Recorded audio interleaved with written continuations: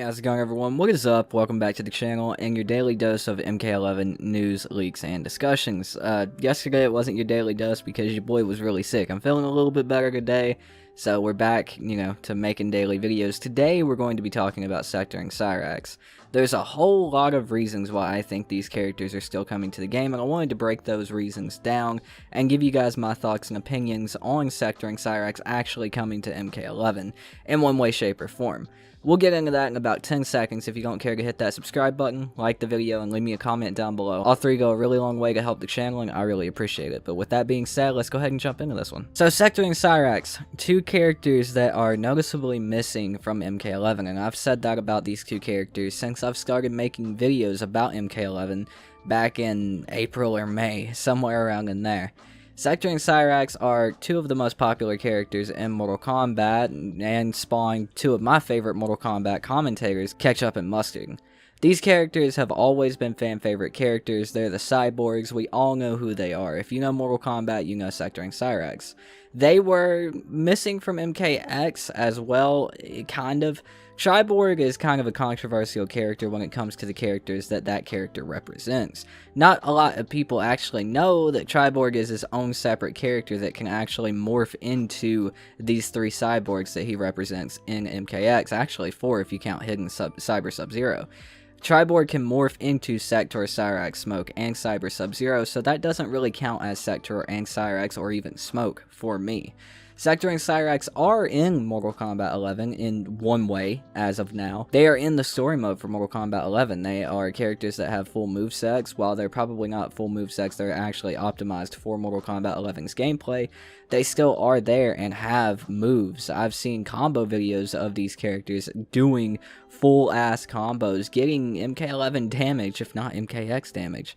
And they're really fun to watch because they keep a lot of the moves from MKX, the Cyborg versions of them, and it's just really fun to watch them move. But these characters are in MK11 already. The interesting thing when it comes to talking about Sektor and Cyrax, seeing as they are the only two characters in the story mode that have not become playable characters in Mortal Kombat 11, is the interview that Ed Boon did not too long ago. I think it was last year or the year before last, talking in the lead up to MK11, and he was talking about the story characters that haven't appeared as playable characters. Speaking on MKX, because there was a lot of controversy around MKX and its DLC when it came to having Striker in the game, Nightwolf in the game, Smoke in the game, Singdel in the game. I think there were a few other characters in the story mode that were Revenants and Rain, can't forget Rain, that were Revenants or Rain, and Bo Raicho and Tanya, that weren't actually playable on launch. There were all of these characters that had full movesets that you actually fought in the story mode of Mortal Kombat X that you never got to play as in Mortal Kombat X unless you modded the game. Bo Raicho and Tanya eventually became DLC, but that led to this interview where I believe the question was asked, will there be any more of that? And Ed Boon said no. This is not verbatim because I've seen the interview and I since have not been able to find it, but I did see it with my own eyes.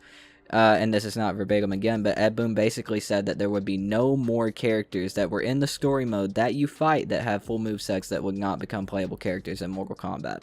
Which is a very good thing because it was extremely frustrating in Mortal Kombat X seeing all of these characters, all of these fan favorite characters that you just never got to play as and never ended up being able to play as them. Even Rain, who hadn't been in the game in a Mortal Kombat game for, I mean, fair enough, since MK9 at that point, but eventually made a comeback in MK11 as DLC character. So that leads us to believe that Sektor and Cyrax are still coming to MK11. If Ed Boon holds his word on this, which Ed Boon is known to troll, and seeing as there was a lot of controversy around MKX and those characters not being playable, maybe he was just trolling and saying, yeah, all of them will be playable. Every character in story mode will be playable from now on. You never know when it comes to Ed Boon, but in an official interview like this, I believe people, especially, heads of game devs, like to keep shit straight and like to be transparent as possible and as honest as possible. So that really does lead everybody and their mother to believe that Sektor and Cyrax are still coming to the game, and I think they'd be a great addition, especially if they don't stray too far away from the movesets that they already have in the game, the modded versions of the characters, how they play. If they don't stray too far away from that, I could definitely see myself maining both characters. They look like a lot of fun, especially their combos. The controversy that comes with them, though, is how will they be playable? You know, we had to pay for Tanya and Bo Reg Cho, even though they were already in the game in MKX. I remember some controversy surrounding that. I feel like these characters definitely have a chance to be free DLC. We've heard rumors about free characters coming. We've heard non-stop leaks about free characters coming, and I think if free characters are coming to MK11 in some way, shape, or form, it's going to be Sektor and Cyrax.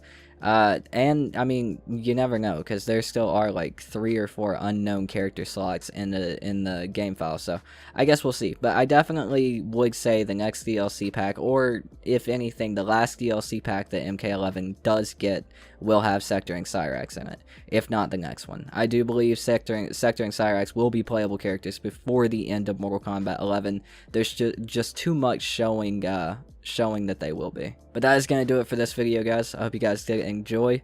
It was really weird not making a video yesterday, so I'm glad to be back. I guess you're getting a rut, you're getting a routine, a habit of doing something, but it's good to be back. Leave me some suggestions down below for videos you'd like me to make over the next week or two. I'd love to hear what you guys would like me to do my research on and talk about. Very interested in that. But also, while you're down there, let me know what you think about this video. Give me your opinions on Sektor and Cyrax returning in MK11. Whether you think they should, whether you think they can sit this one out, whether you think they should be free or not. Let me know. I'm very interested to hear what you guys have to say. If you would like to support the channel, link in the description down below to our Patreon. One of the best ways to support the channel, besides that join button beside the subscribe button. Really appreciate everybody who supports the channel through one or the other. Huge shout out to Frank the Tank H2O, Ricky Laughlin, Jay, The Thinny, Master Vex PC, I don't know if I already said that, and Sir D. I hope I didn't miss anybody. We've actually gotten a few more over the past week, so it's hard to keep up with the names. I should probably write them down. Major shout out to Ricky and Frank for supporting on both Patreon and here on YouTube through that join button. But that's going to do it for this video, guys. I hope you guys did enjoy. I've been your host. My name is Tooten. Stay safe out there. I love all of you guys, and I'll see you guys next time. Peace out.